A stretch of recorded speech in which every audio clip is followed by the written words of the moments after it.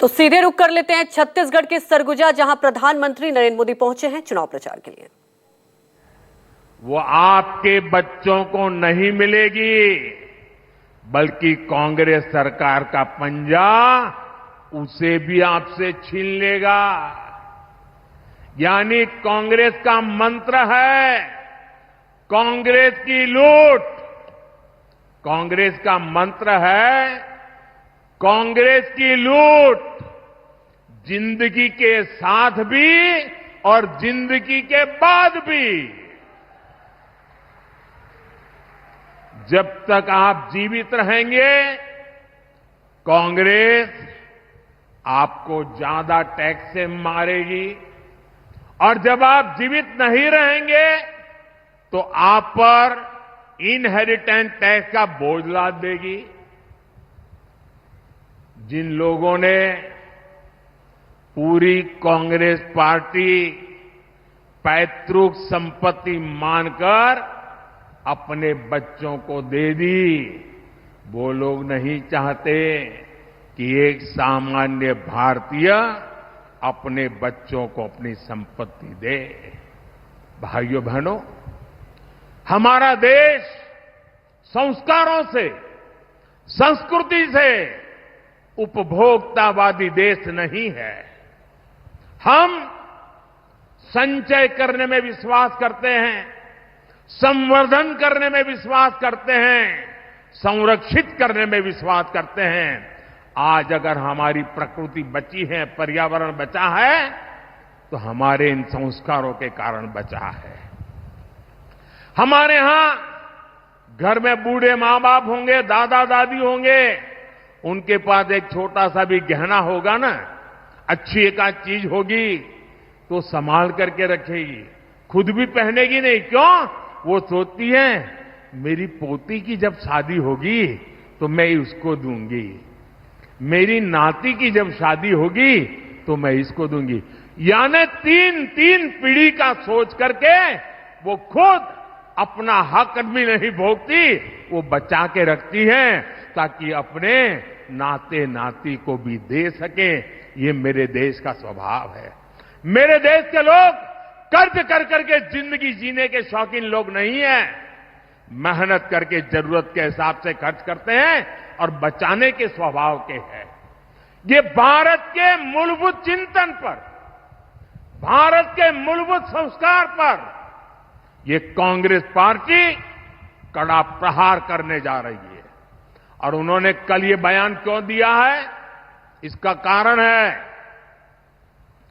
एक तो ये सोच उनकी बहुत पुरानी है। आप पुरानी चीजें खोजोगे ना, और ये जो लोग फैक्ट चेक वाले जो है ना, मोदी की बाल की खाल उधड़ने में लगे रहते हैं, जरा कांग्रेस की हर चीज देखिए, आपको हर चीज में ये बू आएगी। मोदी के बाल की खाल उधड़ने में टाइम खराब मत करो।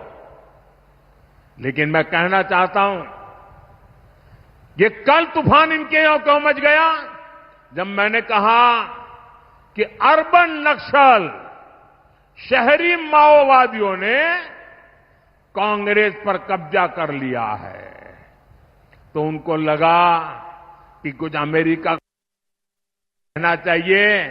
ये मोदी ने इतना बड़ा आरोप लगाया तो बैलेंस करने के लिए वो उधर की तरफ मुड़ने का नाटक कर रहे हैं, लेकिन वो आपकी संपत्ति को लूटना चाहते हैं।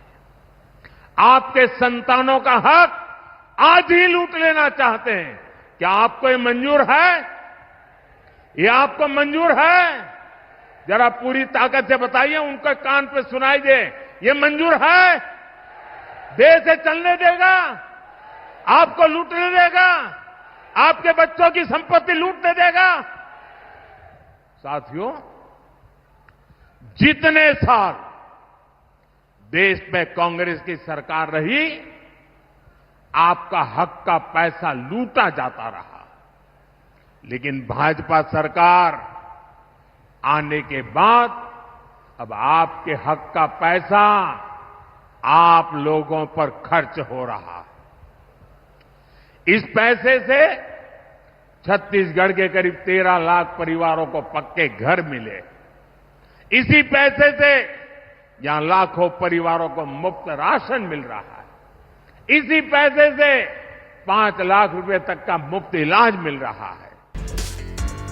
और इस वक्त की बड़ी खबर आपको बता दें, सैम पित्रोदा के बयान पर प्रधानमंत्री मोदी ने पलटवार किया कि कांग्रेस विरासत टैक्स लगाएगी। प्रधानमंत्री मोदी छत्तीसगढ़ के सरगुजा से चुनावी सभा को संबोधित करते हुए निशाना साधा है और इसे लेकर पलटवार भी किया है कि कांग्रेस विरासत टैक्स लाएगी।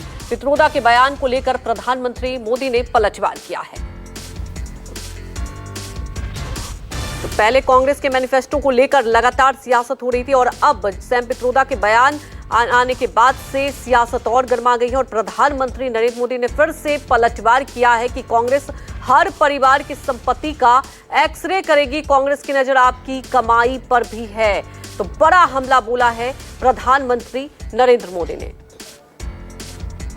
आग्रह है, पहले मतदान फिर जलपान। हर बूथ में मतदान का उत्सव होना चाहिए, लोकतंत्र का उत्सव होना चाहिए। गाजे बाजे के साथ लोकतंत्र जिंदाबाद करते करते मतदान करना चाहिए।